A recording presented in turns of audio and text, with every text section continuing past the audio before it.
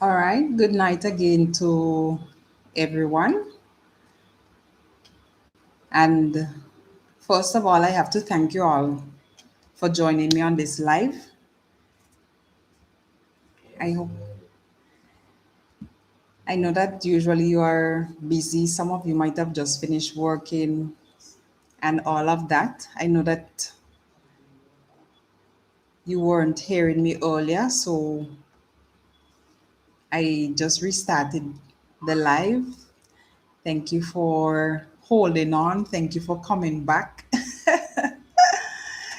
Let me know where you are watching from. And a question that I had asked earlier, as we're talking about cost of living tonight in Saint Vincent and the Grenadines, the Caribbean, and the world on a whole.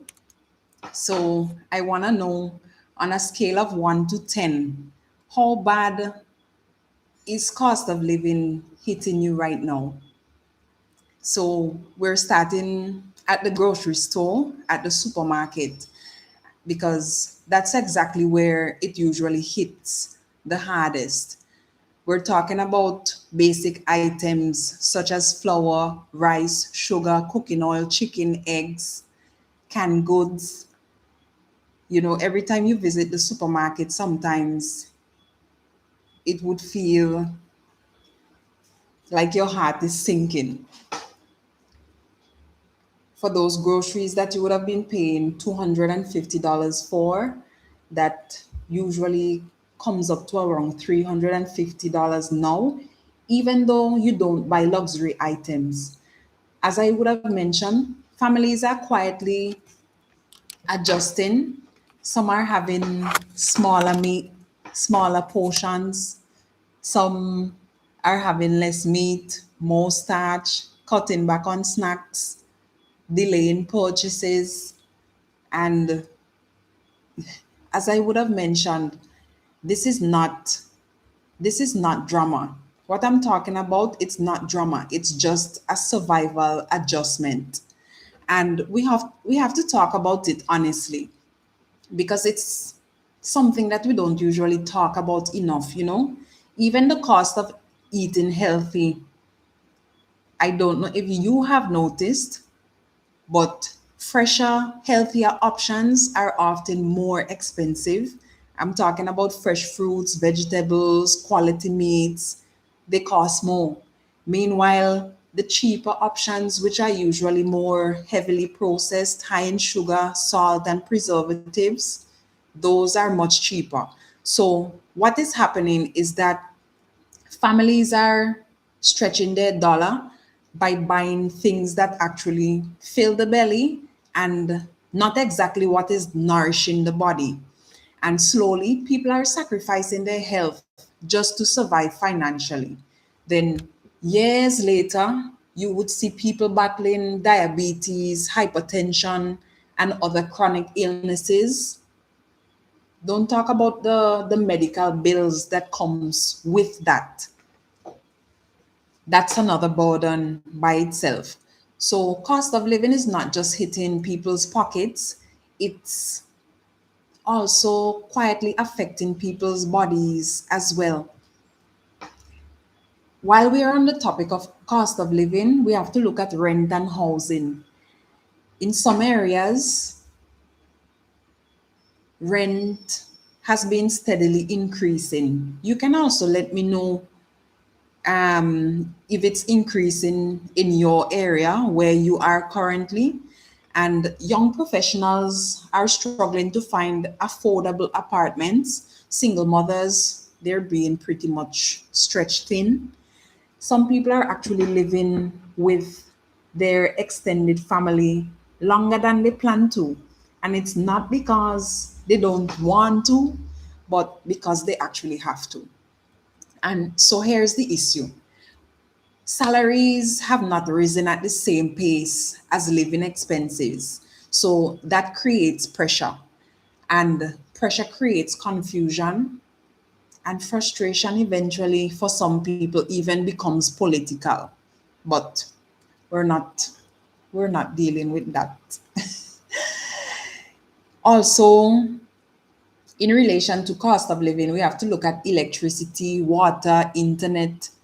Electricity is fluctuating. 1 minute, it might seem normal to you, and then come the other month, you're paying twice as more than the previous. Water, water rate is usually the cheapest in Saint Vincent, but it also has been steadily getting heavier. And internet has now become a necessity, not a luxury, but a necessity. In 2026, you cannot function without data. Children need internet for school, small businesses rely on online communication, job applications are digital. So when utility bills rise, it's not optional spending, it's actually essential spending.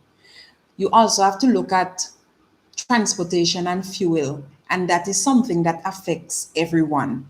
Transportation costs, if fuel price rise, bus fares after some time eventually rise, especially when the government doesn't put anything in place to cushion that impact. Taxi fares rise, delivery costs rise, and guess what?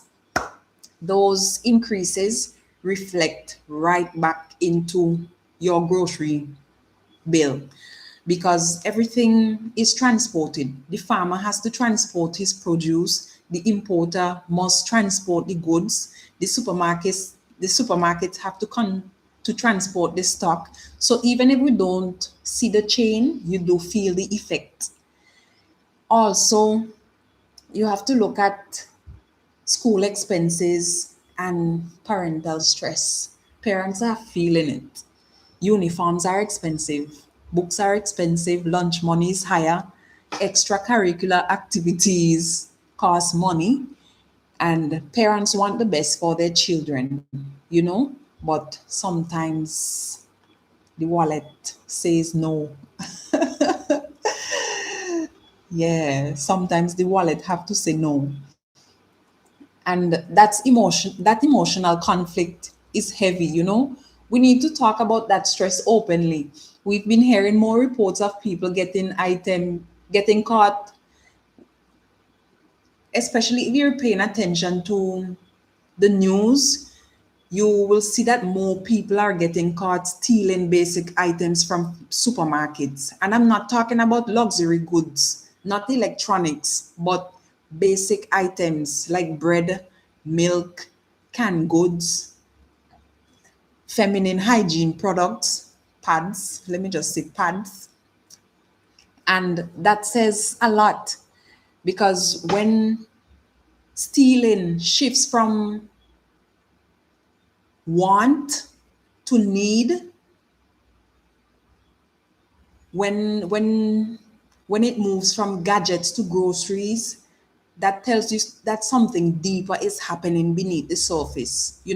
And for every person who gets caught, how many are silently struggling at home? How many are skipping meals so that their children can eat? How many are stretching one's paycheck across to so many bills?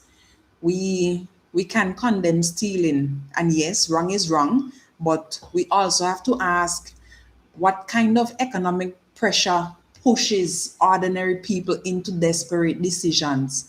And what is even more concerning, how many are not stealing but are quietly suffering because they're too embarrassed to ask for help, pretending that everything is fine while the cupboard is half empty. That is the part we don't see on social media. That is the part we need to talk about. And when it comes to cost of living, there is that global reality versus local responsibility, you know? So we we must be balanced, of course. So not all cost of living expenses originate locally. There is global inflation that happened. shipping costs increased worldwide, supply chain disruptions affected small island states, and there is that import dependent economies like ours and many other Caribbean islands that are quite vulnerable. But here's the other side. If global forces play a role, local leadership still matters. Government policies can help to cushion those impacts, offer targeted relief, adjust taxes, encourage local production, support small farmers, stimulate entrepreneurship. So while we understand the global reality, we must still examine the domestic response, because balance is key. And we have to ask the agriculture question. Let's be real. Saint Vincent and the Grenadines, as well as many Caribbean islands, we import a lot of what we consume. And that leaves us exposed.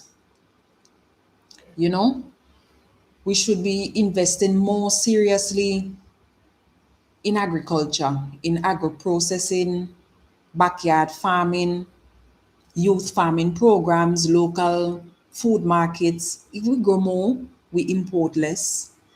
If we import less, we reduce exposure. Food security is national security, and that's not political, that is practical. And let's not ignore something that is quietly approaching. Well, let me not say approaching, but is already here. Artificial intelligence and automation. Around the world, more jobs are becoming automated. Customer service roles, clerical work, data entry, even sorting, accounting, and technical tasks are now being handled by software and AI systems. So that global shift is not going to bypass small islands like St. Vincent and the Grenadines. As technology advances, traditional jobs will shrink or disappear, and the competition for stable employment will increase. That means that we cannot depend solely on office jobs or government employment as the only pathway to survival. We must start to think practically about alternatives: agriculture, small scale farming, agro processing, digital entrepreneurship, and becoming self sufficient. Being able to feed yourself, grow something, produce something, or build something is not backward. That's actually strategic, because in a world where automation is rising, food security and practical skills are some of the most valuable assets that a Vincentian or any person right now can have. And we have to look at the younger generation that are coming up. Young people are watching all of this.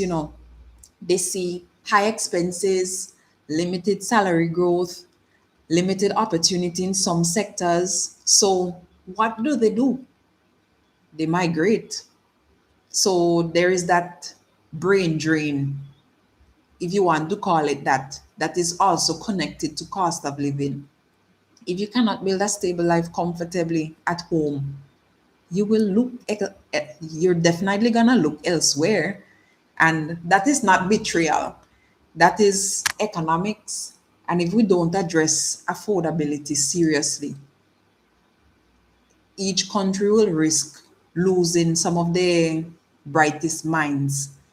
And when it comes to cost of living, there is the silent stress. Most people don't want to talk about it, but financial stress affects mental health.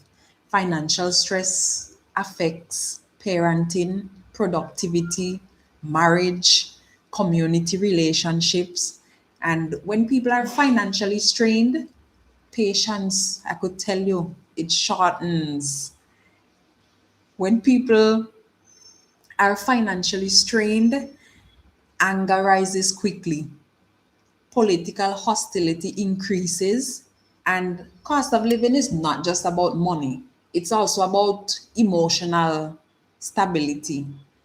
So, some of the things, of course, that you should be looking at right now in your country, in the economy, as citizens, we should be observing what's going on concerning the national budget, tax policy changes. We have to look at agricultural investment. We have to look at small business support. We also have to look at if there is any changes in the rate of utilities. You have to look at public wage negotiations. And when I say look at it, I'm not talking about doing it emotionally.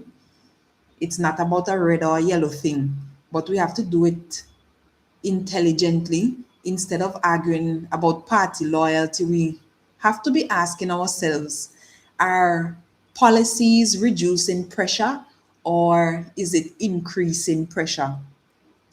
So this is not about blaming one side, because every administration faces economic challenges, but leadership is something that matters when it comes to response. The the opposition should critique things constructively, the government should respond responsibly. And citizens, we have to evaluate things carefully. If we reduce everything to party colors, then we miss the real issue, you know? And the real issue is affordability. So all of us have that personal responsibility too, you know? We have to be honest with ourselves. Budget matter. We have to avoid unnecessary debt. We have to teach our children financial literacy. We have to encourage entrepreneurship, support local producers, because at the end of the day, the government cannot solve everything. So we also have to look at community matters. We have to look at family planning matters, spending habits, national transformation. All of that is part of our responsibility too as citizens. So I'm gonna I'm gonna leave you all with this tonight. Since the cost of living conversation is not about politics alone, you know, it's about dignity, stability. It's about whether the average Vincentian can live comfortably without constant anxiety. And I am of the opinion that if we focus our energy not just on defending party, but on demanding smart policy and building local resilience, we will see change. Because at the end of the day, survival is not partisan, it's human. So thanks again for joining me tonight on this live where I'm just sharing my 2 cents. You can let me know your thoughts in the comments below, and I will see you all next time.